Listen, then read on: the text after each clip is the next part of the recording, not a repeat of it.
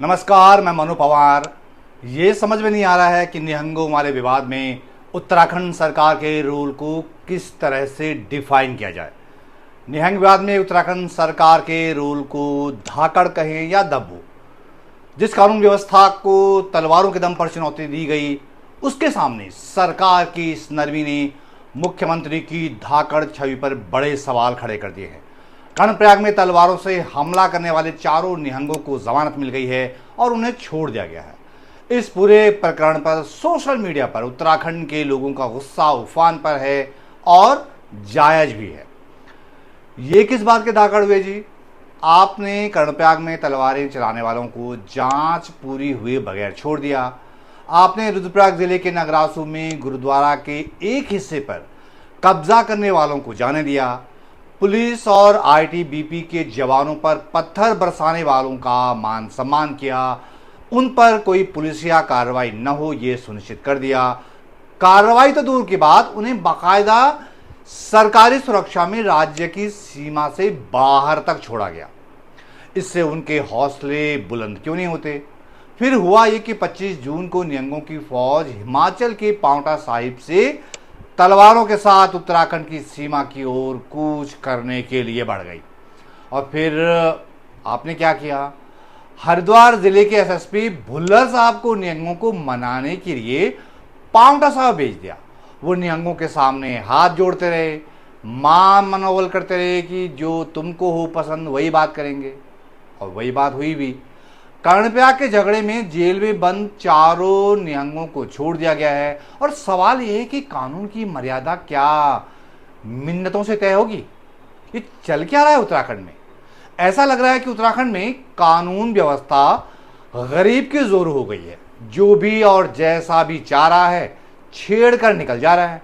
और जिस सरकार पर कानून का इकबाल बनाए रखने की जिम्मेदारी थी, वही आत्मसमर्पण की मुद्रा में है।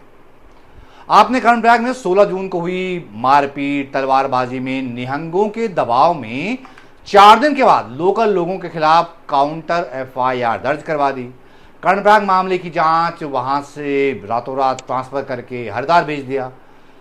4 दिन तक नगरासू के गुरुद्वारा में बवाल मचाने वाले 7-8 निहंगों की जिस तरह आपने आवाभगत की और उन्हें सुरक्षित निकलने का रास्ता दे दिया। पहले नगरासू के बवाल और फिर उत्तराखंड हिमाचल बॉर्डर पर 25 जून को हुए बवाल के बाद चर्चाएं जोरों पर थी कि तलवारबाजी करने वाले निहंगों को भी छोड़ने के बंदोबस्त किए जा रहे हैं, और वो आपने कर भी दिखाया। क्या यही आपका धाकड़ राज है? इसको तो ताकतवर समूहों के आगे सरकार का सरेंडर कहते हैं। कल को कोई भी दूसरा ताकतवर समूह हथियारों के साथ धावा बोलकर अपनी किसी भी जायज नाजायज मांग को मनवा देगा तो क्या आप मान लोगे? कर्णप्रयाग वाली घटना में गलती लोकल लोगों की थी या उन 4 निहंगों की? उस मामले की जांच तो अभी चल ही रही है ना। 6 सदस्यों वाली स्पेशल इन्वेस्टिगेशन टीम बन चुकी है। फिर जांच की रिपोर्ट आने से पहले ही निहंगों के ताकतवर समूह के आगे उत्तराखंड सरकार के इस कदर मिमियाने की जरूरत क्या थी भला? मुख्यमंत्री जी, आपने अपनी धाकड़ छवि चमकाने के लिए करोड़ों रुपए प्रचार में फूंक दिए। फिर जब राज्य की अस्मिता और कानून को तलवारों ने ललकारा, तब वो धाकड़पना कहां गायब हो गया था? कहीं ऐसा तो नहीं कि ये धाकड़पन सिर्फ उन्हीं काल्पनिक दुश्मनों के लिए है जिसे आपने अपनी राजनीतिक सुविधा के लिए खड़ा किया है, ताकि आप खुद को चैंपियन घोषित कर सकें और अपने जयकारे लगवा सकें? लेकिन धाकड़ दिखने और कहलाने की अग्नि परीक्षा की घड़ी तो निहंग विवाद के समय थी। वहां आपकी घिघी क्यों बन गई थी? क्या उत्तराखंड की बीजेपी सरकार पंजाब के आगामी विधानसभा चुनावों को लेकर डरी हुई है? क्या वहां के राजनीतिक नफे नुकसान के लिए देवभूमि की कानून व्यवस्था से समझौता किया गया? कहीं उत्तराखंड की बीजेपी सरकार को यह डर तो नहीं था कि अगर निहंगों को लेकर कोई सख्त एक्शन लेने की सोची गई तो उसका पंजाब में राजनीतिक नुकसान हो सकता है? पंजाब में अगले साल यानी 2027 में उत्तराखंड के साथ ही विधानसभा चुनाव प्रस्तावित हैं। वहां बीजेपी भाड़े के नेताओं की फौज खड़ी करके पश्चिम बंगाल जैसा खेल करने की फिराक में है। ये भी एक फैक्ट है कि उत्तर भारत में फिलहाल पंजाब ही ऐसा प्रमुख राज्य है जहां बीजेपी आज तक अपना मुख्यमंत्री नहीं बना पाई है। कहीं ऐसा तो नहीं है कि उत्तराखंड में पंजाब के उस धार्मिक समूह के साथ नरमी बरतने का कोई चुनावी कनेक्शन हो। यह भी हो सकता है कि इसी वजह से धामी साहब को ऊपर से ही नरमी बरतने के ऑर्डर आ गए हों। अगर ऐसा है तो ये उत्तराखंड के लिए बड़े दुर्भाग्य की बात है। उत्पात मचाने वालों पर ऐसी दरियादिली कोई सामान्य घटना थोड़ी ही है। आपकी इस नरमी ने उत्तराखंड में भी कुछ लोगों या कुछ संगठनों को कुछ भी अनाप शनाप कहने और आग में घी डालने का मौका दे दिया। लेकिन इस पूरे मामले को उत्तराखंड सरकार ने जिस तरह से हैंडल किया, ये दरअसल उसी की फेल्यूर कही जाएगी। लोकल लोगों को ये क्लियर मैसेज गया है कि तलवारें भी हमारे ही लोगों पर चली और आरोपियों को सरकार बचा ले गई। हालांकि डेमोक्रेटिक सिस्टम में किसी बड़े विवाद में बातचीत से रास्ता निकालने की कोशिश करना कोई बुरी बात नहीं है। विवाद को सुलझाने का पहला कदम यही होता है और यही होना भी चाहिए। लेकिन यह भी तो देखिए कि आप डील किससे कर रहे हैं।